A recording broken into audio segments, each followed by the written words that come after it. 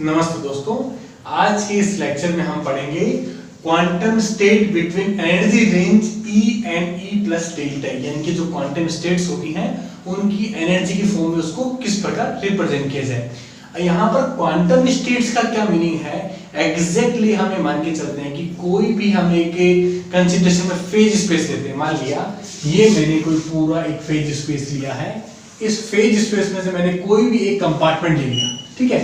मैंने कितना सा एक कंपार्टमेंट ले लिया, इसके अंदर जो मैं पार्टिकल का डिस्ट्रीब्यूशन करूंगा तो उसके लिए क्या होगा, डिफरेंट डिफरेंट एनर्जी लेवल्स होंगे। मैंने मान लिया कि ये उसके एनर्जी लेवल्स है वहां पर, और ये जो एनर्जी लेवल की 1 2 3 4 इस कंपार्टमेंट के लिए 4 एनर्जी लेवल्स हो गए। तो उसके लिए कितनी क्वांटम स्टेट्स होंगी, एग्जैक्टली 4 ही उसकी क्या होगी, क्वांटम स्टेट होगी। तो एग्जैक्टली उस क्वांटम स्टेट को हम GI से रिप्रेजेंट करते हैं, जो किसके बराबर होता है, GE डेल्टा, यानी कि in form of a energy.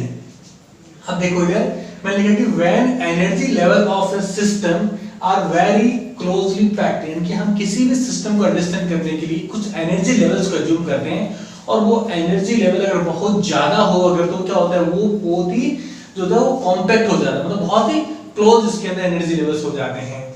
They form A QC continuous spectra, और वो किस प्रकार रिप्रेजेंट करते हैं हमें, वो एक स्पेक्ट्रा के लिए रिप्रेजेंट करते हैं, बहुत ही डेंस स्पेक्ट्रा होता है, ठीक है। अब देखिए कि यहाँ जो क्वांटम स्टेट को हमने इस प्रकार रिप्रेजेंट किया, एग्जैक्टली इस क्वांटम स्टेट का फिजिकल मीनिंग क्या आप देखते हैं, यहाँ पे मैंने लिखा है GI, यानी कि क्वांटम स्टेट क्या होता है, number of cells in zones under consideration. मान लिया मैंने ये पूरा फेज स्पेस जो लिया है, उस फेज स्पेस के अंदर मैंने कोई भी एक कंपार्टमेंट ले लिया, ठीक है। मैंने इतना सा कंपार्टमेंट बताया आपको, इस कंपार्टमेंट में जो एनर्जी लेवल्स है इसके अंदर, जिसमें पार्टिकल्स का डिस्ट्रीब्यूशन जो होगा वो क्या होगा, उसके अंदर सेल्स बनेंगे। देखो दिख रहा है आपको 1 2 3 4 ये सेल्स बनी है। एग्जैक्टली जितनी सेल्स बनती हैं वही एग्जैक्टली क्या होती है, क्वांटम स्टेट्स होती है, किसमें, फेज स्पेस के अंदर। और देखो अब इसको GI को एक डिफरेंट दूसरे फॉर्म में और लिखा है। देखो इस कंपार्टमेंट के लिए कितनी GI कितनी क्वांटम स्टेट्स होंगी, 1 2 3 4 4 क्वांटम स्टेट्स होंगी, ठीक है। और वहां पे जो सेल है वो भी कितनी है, 4 ही आपकी सेल हैं, ठीक है। अब देखो इसको एक वॉल्यूम के टर्म में और लिखा है इन्होंने, वो क्या लिखा है, देखो volume of the zone in the phase space, यानी कि जो फेज स्पेस में हमने पूरा जो वॉल्यूम चुना है हमने, और उसमें से हमें GI निकालना होगा, तो क्या करेंगे, वॉल्यूम इन वन सेल, यानी कि इसके अंदर अगर आप इसका वॉल्यूम काउंट करोगे तो कितना होगा, इसका वॉल्यूम मान लिया आपका V है अगर, ठीक है, तो वॉल्यूम टोटल वॉल्यूम कितना होगा, V1 V2 V3 V4, यानी कि 4V आपका वॉल्यूम होगा, volume of the zone in the phase space. वो क्या होगा आपका, वो आपका एग्जांपल आपका 4V होगा। और exactly volume in one cell, पहली सेल का वॉल्यूम कितना है आपका, V है आपका, तो आपको कितना नंबर मिलेगा,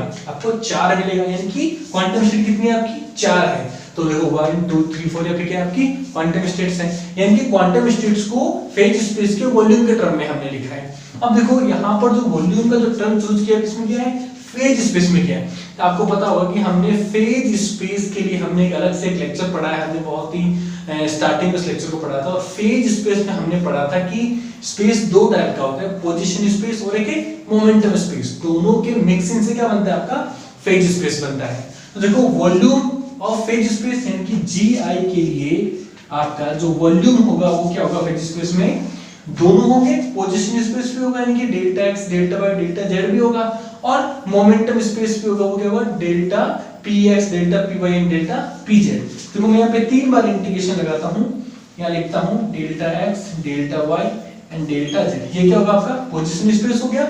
और तीसरा आपका क्या होगा, नेक्स्ट आपका डेल्टा px आपका, डेल्टा py आपका एंड डेल्टा pz आपका, ये एग्जैक्टली टोटल आपका क्या होगा, आपका जो होगा वॉल्यूम होगा फेज स्पेस का। और देखो वॉल्यूम इन वन सेल, ठीक है, ये आपको लिखना है, यानी कि वॉल्यूम ऑफ वन सेल क्या होगा आपका H/Q। H का मतलब क्या है यहाँ पे, H का मतलब यहाँ पर प्लांक कांस्टेंट है। आपको देखा होगा अपने इस लेक्चर में हमने ये भी पढ़ा था कि स्मॉलेस्ट वॉल्यूम सेल वो हमेशा क्या होगा, H/Q प्लांक कांस्टेंट होगा। आपको अगर इसका अगर वो देखना है तो इस लेक्चर के डिस्क्रिप्शन में मैंने उसका लिंक दिया है, आप इस वीडियो को एक बार जरूर देखना है एक बार।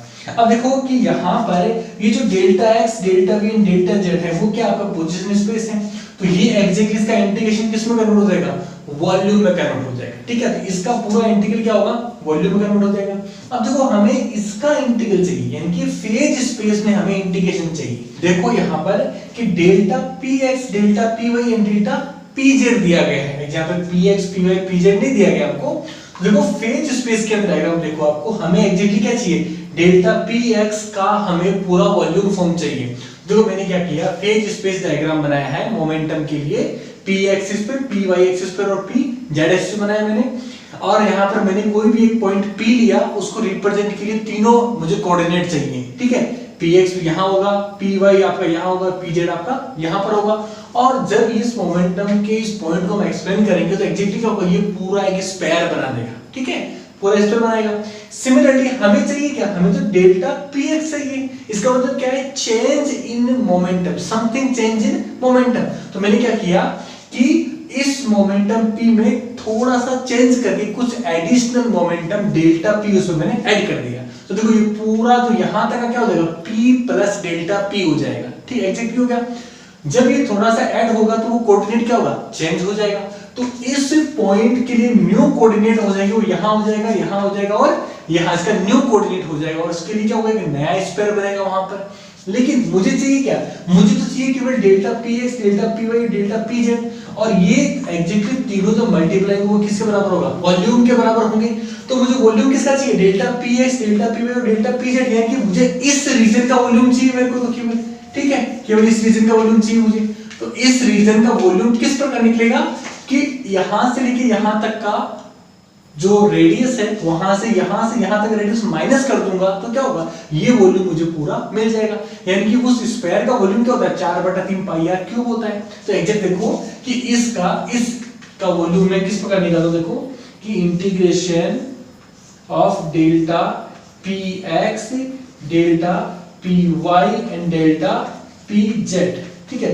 ये किसका होगा, इस रीजन का होगा। तो फर्स्ट में वो यहां से यहां तक का पहले वॉल्यूम निकालूंगा मैं, तो क्या होगा 4/3 पाई और आर क्यूब होता है। आर क्यूब क्या होगा वहां पर, आर क्यूब होगा वहां पर p प्लस आपका डेल्टा p का आपका क्यूब होगा, क्लियर हुआ। और माइनस यहां से यहां तक का जो स्क्वायर बनता है उसका माइनस कर दूंगा, यानी कि -4/3 पाई आपका r और क्यूब। r की जगह क्या होगा, यहाँ पर मोमेंटम आ जाएगा, p आपका क्यूब। एग्जैक्ट हो गया, यानी कि डेल्टा px, ठीक है, delta px, delta py, delta pz, जो ये वाला वॉल्यूम किसका निकलेगा, टोटल वॉल्यूम में से ये वाला वॉल्यूम घटा दूंगा, क्या होगा, इस पेज का वॉल्यूम मुझे मिल जाएगा। यानी कि इस वॉल्यूम में कितनी क्वांटम स्टेट्स वहां पर है या फिर कितनी सेल्स वहां पर है फेज स्पेस में।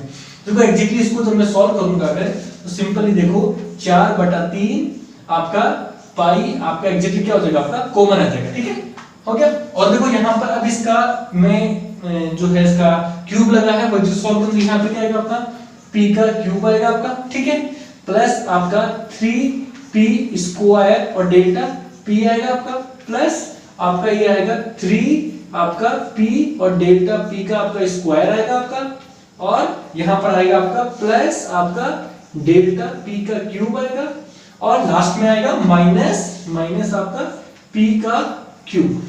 ये एग्जैक्टली मेरा यहाँ पर होगा, मैंने वहां पर इसको क्यूब में खोल दिया। अब देखो यहाँ पर ये यहाँ पर प्लस में, ये यहाँ पर माइनस में, तो ये क्या होगा, एक्चुअली यहाँ पर कैंसिल आउट हो जाएगा।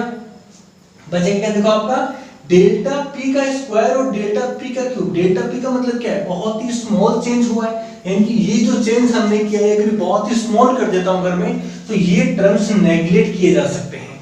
यानी कि डेल्टा p का स्क्वायर एंड डेल्टा p की क्यूब जो है आर नेगलेक्टेड,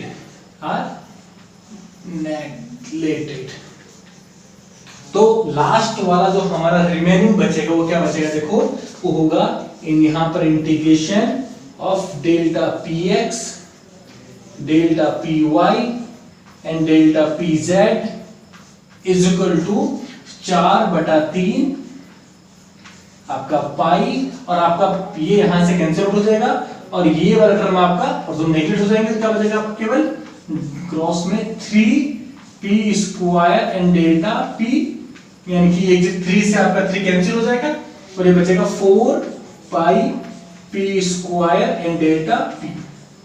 ये एग्जैक्टली हमारे इस वॉल्यूम का सॉल्यूशन आएगा। तो एग्जैक्टली दोनों सॉल्यूशन को यहां पुट करूंगा तो मेरा फाइनल रिजल्ट क्या आएगा, मेरा जी आई इज इक्वल टू, ये हो जाएगा आपका v आपका, और ये हो जाएगा आपका क्या हो जाएगा यहाँ से 4 पाई पी स्क्वायर डेल्टा पी, 4 पाई आपका P square and delta P, और आपका नीचे हो जाएगा h की क्यूब। एग्जैक्टली मेरी ये जो है वो जी आई क्वांटम स्टेट्स आएंगी। अब देखो मुझे एग्जैक्टली ये जो मिला है वो किसके बराबर है, वो एग्जैक्टली बराबर है G P in range of delta P, ये एग्जैक्टली इसके बराबर है, क्योंकि देखो ये आपका जो क्वांटम स्टेट किसकी रेंज में है, किसी भी एक मोमेंटम p और डेल्टा p की रेंज में है ये, ठीक है। लेकिन मुझे चाहिए क्या, मुझे चाहिए e और e प्लस डेल्टा e की रेंज में चाहिए, ठीक है। तो इसका मतलब क्या हुआ, मुझे इस p को कन्वर्ट करना पड़ेगा e के अंदर। तो इसके लिए मैं पार्टिकल मान करके, यानी कि गैस के मॉलिक्यूल्स को फ्री पार्टिकल मान इसको मैं सॉल्व करता हूं। फ्री पार्टिकल की जो एनर्जी होती है वो एग्जैक्टली क्या होती है, E equal to P square upon 2m होती है आपकी। क्लियर हो गया। यहां से मैं मोमेंटम निकाल सकता हूं, ठीक है। तो यहां से मोमेंटम जो p होगा वो p स्क्वायर क्या होगा, ऐसे आपका वो होगा आपका 2m और आपका e हो जाएगा, एग्जैक्ट हो गया 2m। और यहां से मैं p निकाल सकता हूं, तो p क्या होगा आपका √2m और आपका e हो जाएगा आपका e। एग्जैक्टली ये आपका मोमेंटम हो जाएगा। अब हमें किसकी जरूरत है, डेल्टा p की आवश्यकता है। तो देखो इसका डिफरेंशिएट करूंगा, यानी डेल्टा p का डिफरेंशिएट करूंगा तो क्या होगा, देखो √2m तो कांस्टेंट आपका एग्जैक्टली आ जाएगा, √2 और आपका m एग्जैक्टली वैसा वैसा आ जाएगा। और आपका e है, e की पावर क्या हो जाएगी आपकी 1/2, उसका डिफरेंशिएट क्या होगा आपका 1/2 e की पावर -1/2 डेल्टा e। एग्जैक्टली आप इसे परफॉर्म करके देखना, इसका डिफरेंशिएट करना आप एनर्जी रिस्पेक्ट में, आपको यही आंसर मिलेगा। अब देखो इन वैल्यूज को जोड़ूंगा मैं यहां पर पुट करने पर, ठीक है। तो मेरी जो आएगी वो जी ई हमारी और डेल्टा ई, ये एग्जैक्टली इसका मतलब आपका 4 पाई v आपका वैसा का वैसा रहेगा, यानी कि v 4 पाई आपका वैसा का वैसा रहेगा, और h की क्यूब भी आपका क्या होगा वैसा का वैसा ही रहेगा। क्लियर हुआ। अब देखो p स्क्वायर की वैल्यू क्या होगी 2m आपकी e हो जाएगी, यानी कि ये आ जाएगी 2m और आपकी e वैल्यू आ जाएगी, ठीक है। गुणा में डेल्टा p एग्जैक्टली क्या है आपका, डेल्टा p आपका ये है √2m/2, तो ये आ जाएगा √2m/2 e की पावर -1/2 डेल्टा e। एग्जैक्टली ये हमारा आ जाएगा। अब देखो इसको सॉल्व करने पर क्या आएगा, देखो 2 से आपका ये आपका यहां से कैंसिल होगा, यहां पे 2 पाई बचेगा आपका, और ये 2m है, ठीक है। यहां पावर क्या होगी 1 हुई, और √2 इन दोनों को मिक्स करोगे तो क्या होगा, देखो जी आपका और डेल्टा e, ये एग्जैक्टली क्या होगा आपका v आपका वैसा रहेगा, आपका 2 पाई आ जाएगा आपका, और h की पावर q वैसा का वैसा रहेगा, और 2m और √2m लिखे तो आपका 2m की पावर 3/2, ठीक है। और देखो यहाँ पर e और वहां पर -1/2 e है, तो जब इसको आप सॉल्व करोगे तो 1 - 1/2 क्या हो जाएगा आपका e की पावर आपका हो जाएगा 1/2, और आपका डेल्टा e वैसा का वैसा ही रहेगा, ठीक है।